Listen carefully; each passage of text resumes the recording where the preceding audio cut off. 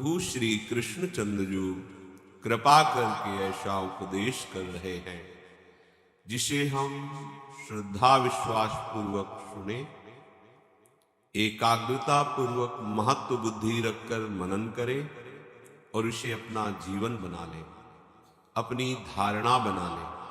तो इसी जन्म में जो हमें किंचन मात्र कहीं दुख का लेश न मिले, कहीं अशांति न मिले, कहीं किसी तरह का बंधन नहीं, वो परम सुख जिसे परमानंद कहते हैं, एकांतिक सुख कहते हैं, जिसे भगवत प्राप्ति कहते हैं, जिसे परम पद कहते हैं, वो हमें प्राप्त हो जाए।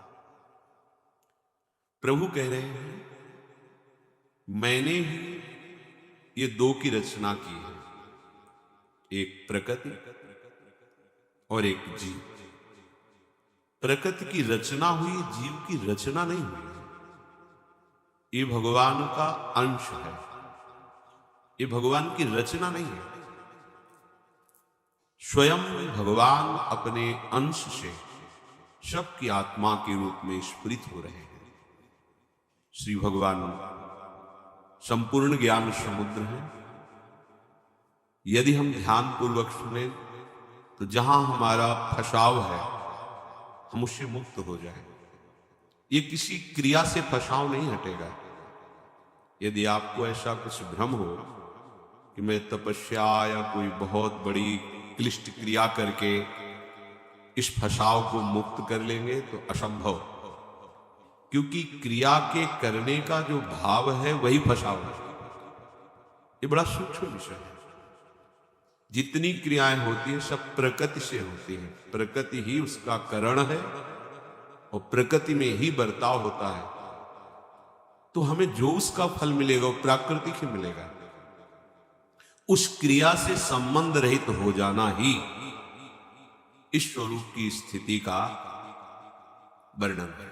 यदि हम क्रिया प्रधान अहम बुद्धि तो कर्ता भोक्ता भाव, तो प्रकृतिजन्य शरीर को, प्रकृतिजन्य करण को तदात्म भाव से मानने के कारण मुक्त होना अत्यंत दुर्लभ है।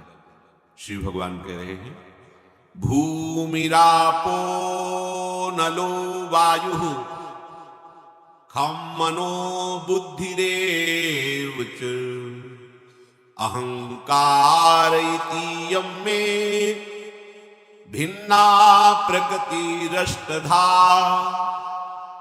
अपरे मितस्त्वन्याम प्रकृतिम विद्धि में पराम जीवभूता महाबाहो ययेदं धार्यते जगत्। हे महाबाहो, पृथ्वी, जल, तेज, वायु, आकाश, ये पंच महाभूत है।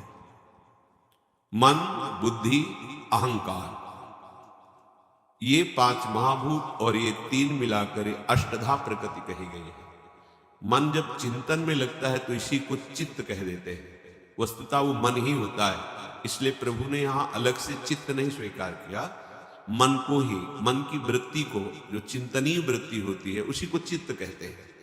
इसलिए प्रभु ने पंच महाभूत में इनकी तन्मात्राएं भी है, शब्द, स्पर्श, रूप, रस, गंध। ये 8 प्रकार की फंसाने वाली प्रकृति है। समझ बिल्कुल हमसे अलग है। पंचभूतों द्वारा रचित ये स्थूल शरीर और अंतर में जो करण है उनको 4 कहा गया है, पर प्रभु यहां 3 ले रहे हैं। एक की वृत्ति को मन में ही समाहित कर दिया है। बुद्धि, मन और अहंकार, ये सूक्ष्म शरीर। और इसी अष्टधा प्रकृति का जो त्रिगुणात्मिका स्वभाव है वही कारण शरीर, इसलिए उसको वर्णन नहीं किया, कारण शरीर नहीं कहा, क्योंकि इसी प्रकृति के स्वभाव का परिणाम कारण शरीर होता है। मूल बात ये अष्टधा प्रकृति है। ये बिना जाने हर जीव इसी में खेलता है और अपने को भक्त मानता है, उपासक मानता है, ज्ञानी मानता है, योगी मानता है। कोई बिरला ही इस चक्र को रोक पाता है। जो मना कष्टान इंद्रियाणी प्रकृतिस्था निकर्षति, उसको उल्टा करके प्रभु की तरफ आकर्षण कर पाता है। ये 8 प्रकार की प्रकृति है जिसको अपरा प्रकृति भगवान ने संबोधन करके कहा। और इस अपरा प्रकृति से बहुत ही दिव्य और बिल्कुल अलग एक परा प्रकृति है जिसे भगवान का अंश कहा गया, जो आप हैं। आप हैं का मतलब शरीर नहीं, ये मन बुद्धि नहीं, ये स्वभाव नहीं, आप इससे अलग, बिल्कुल अलग है। जैसे इस शरीर से मकान अलग है, ऐसे हमसे हमारा शरीर, हमारा अंतःकरण, हमारा स्वभाव बिल्कुल अलग है। चाहे जिस मार्ग का पथिक हो, ये स्थिति आए बिना ना तो प्रेम में और ना मोक्ष पदवी में।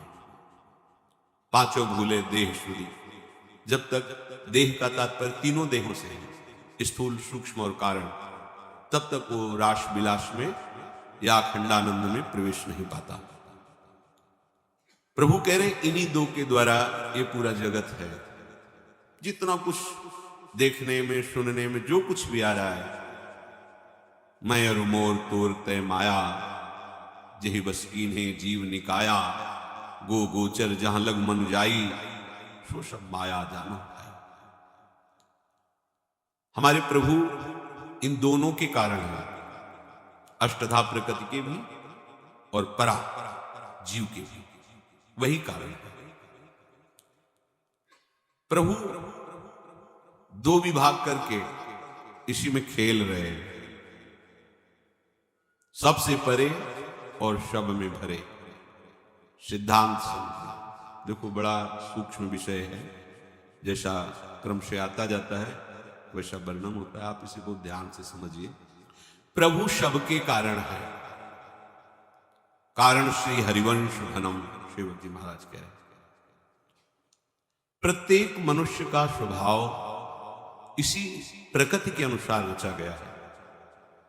कहीं रजोगुण की अधिकता का स्वभाव जो कारण शरीर, कहीं तमोगुण की, कहीं सात्विक, पर वो तीनों गुणों के अंतर्गत होने के कारण अपने स्वभाव में फंसा रहता है, स्वरूप में नहीं आ पाता है। कोई बिरला ही ऐसा होता है, जैसे भगवान ने पीछे कहा, हजारों चलने वालों में कोई एक प्रयत्न करता है, हजारों प्रयत्न करने वालों में कोई एक आगे बढ़ पाता है, उनमें हजारों में कोई एक सिद्ध होता है। प्राय इसी स्वभाव में फंस जाते हैं, प्रकृति के स्वभाव में। हमें बहुत बढ़िया अवसर करुणा करके प्रभु ने दिया है। श्रुत्वापि शुद्ध चैतन्य मात्मान मति सुंदरम, उपस्थित्यंत संशक्तो मालिन्य मधिगच्छति। जब तूने सत्संग के द्वारा ये समझ लिया है कि ये जो अष्टधा प्रकृति के द्वारा रचा हुआ माया जाल है, यही तेरे दुख का कारण है। ये जो शरीर में, अंतःकरण में, स्वभाव में तदात्म हो गए, मेरा स्वभाव, मेरा शरीर, मेरा मन, यही तुम्हारी दुर्गति का कारण है। बड़ा अध्यात्म है, सूक्ष्म विषय है। जब तक तुम इसे समझोगे नहीं तो इसी में खेलते हुए अपने को भक्त मानोगे, ज्ञानी मानोगे, अपने को महात्मा मानोगे। जब तूने सत्संग के द्वारा ये जान लिया है कि एकमात्र शव के कारण परम सत्य श्री भगवान ही है, प्रभु ही है, वही प्रभु जिनको ज्ञानी जन आत्मा कहते हैं। सेवक जी महाराज कह रहे, आत्मा हरिवंश प्रगट परमानंद, श्री हरिवंश प्रमाण मनो। चैतन्य घन महासुख स्वरूप सौंदर्य राशि प्रभु प्रभु पाने का निश्चय जब तूने कर लिया, सत्संग सुनकर तुमने ये जान लिया कि आत्मज्ञान या भगवत प्राप्ति ही परम सुख है। ये अष्टधा प्रकृति के द्वारा रची हुई माया जाल में मैं परा भगवद अंश स्वयं से फंस गया और भगवत प्राप्ति का तूने निश्चय किया, तो फिर सबसे बड़ा विघ्न इस मार्ग में प्रारंभ से लेकर अंत तक जो साथ में विघ्न डालता है वो है काम।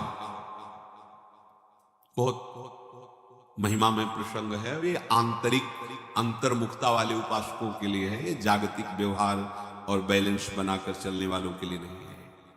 ये केवल सीधे लक्ष्य भेद करने वाले उपासकों के लिए, जो परमात्मा प्राप्ति का लक्ष्य किए हैं। प्रारंभ से लेकर के आपकी भगवत प्राप्ति तक जो बाधा पहुंचा सकता है वो एक भयानक शत्रु है, काम।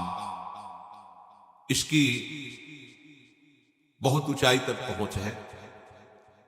ये अत्यंत आसक्त कर देता है इस अष्टधा प्रकृति में, और इतना मलिन कर देता है कि कोई अपने को ज्ञानी कहते हुए, योगी कहते हुए, भक्त कहते हुए सकुचाता नहीं और इसी में खेलता है। जब आपने सत्संग के द्वारा निश्चय कर लिया कि ये प्रकृति माया फंसाने वाली है, मैं जन्म जन्म से इनके ही आकर्षण में भटकता आ रहा, अब मुझे भगवत प्राप्ति करनी है, तो आपको ये समझना होगा कि प्रारंभ से लेकर भगवत प्राप्ति तक एक महान शत्रु है जो आपका पीछा नहीं छोड़ेगा। उसका नाम है काम।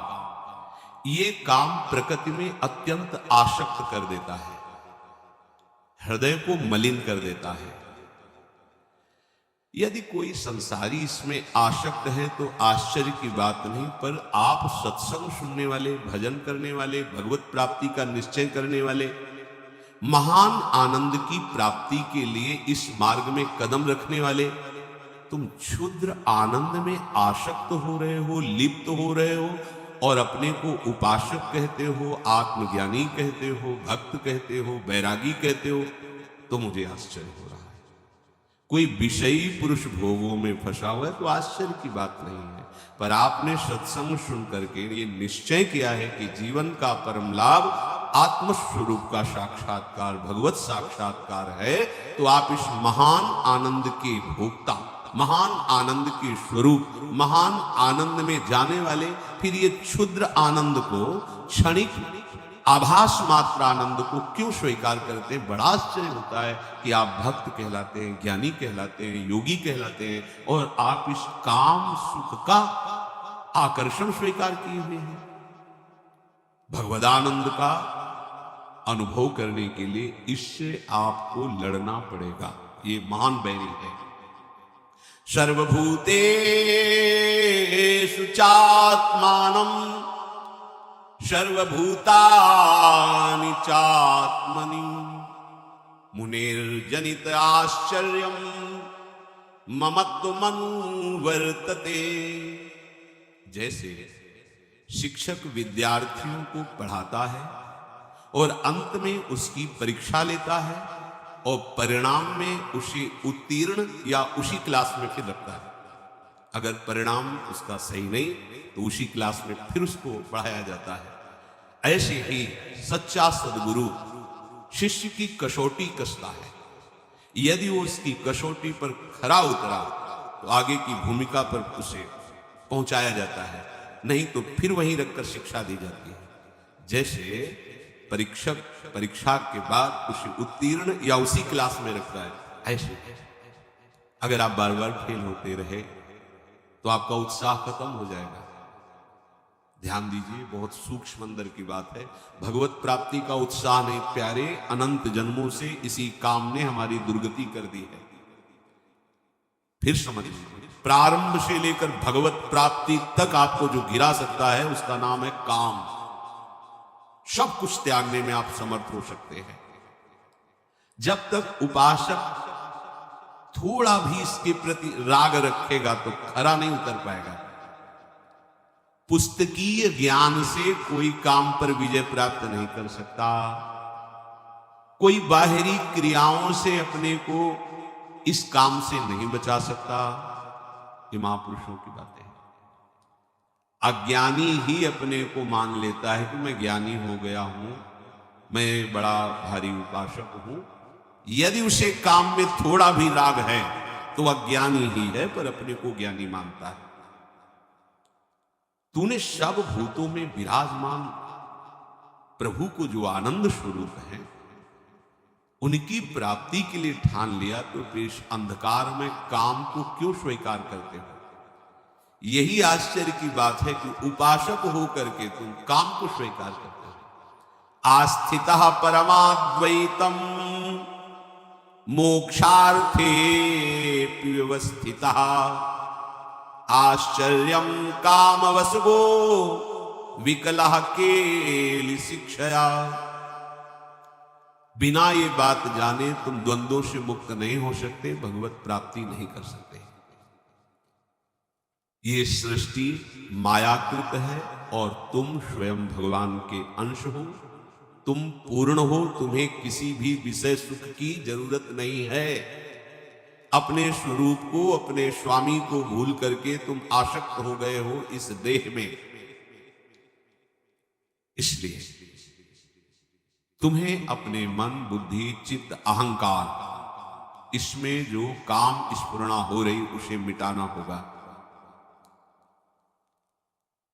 ऐसी स्थिति तुम्हें लानी होगी कि सारा जगत जो काम क्रीड़ा में लगा हुआ है, कामाभ्यास में रत है, भोगाभ्यास में रत है, तुम्हें ब्रह्माभ्यास, भगवदाभ्यास में स्थित होना है। सबको ये काम व्याकुल कर सकता है, लेकिन जिसे तत्व ज्ञान हो गया है या भगवत प्रेम हो गया है, इसकी सामर्थ्य नहीं है।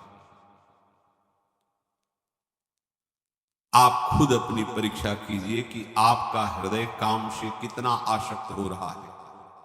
यदि काम भोग के लिए तुम्हारी व्याकुलता भी शेष है तो न तुम्हें आत्मज्ञान हुआ है, न भक्ति हुई है, तुम्हें केवल भ्रांति ही भ्रांति है।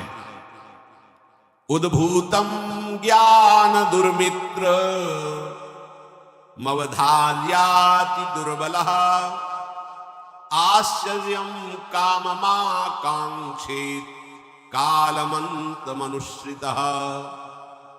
ऐ उपासक, ये काम वासना अनेक प्रकार से फंसाती है। उस काम वासना में कभी कोई आज तक तृप्त नहीं हुआ है और ये सबसे तीव्र आकर्षण करती है। इसका जो आक्रमण होता है वो विचार के लिए अवसर नहीं रखता। ध्यान दीजिए, काम का आकर्षण विचार का अवसर नहीं देता कि आप बैठकर उस पर विचार करें। तरंगवत हुआ, समुद्रवत फैल गया और क्रिया में लगा दिया। इसलिए जो सावधान उपासक है, ये सबसे बड़ा शत्रु है। अगर ये होता रहा तो ना आप अपने को भक्त, ना आप ज्ञानी, ना योगी। यहां कह रहे हैं भ्रांत मात्र है तुम्हारे हृदय में कि मैं ज्ञानी हूं, भक्त हूं। यही सबसे बड़ा शत्रु। भगवान ने भी पीछे आदेश किया, ये काम बड़ा शत्रु है, ज्ञानियों का शत्रु है, ज्ञानियों की बात नहीं। आपको इसे मारना होगा। अर्जुन, ये कभी ना अघाने वाला तुम्हारा बहुत बड़ा दुश्मन है।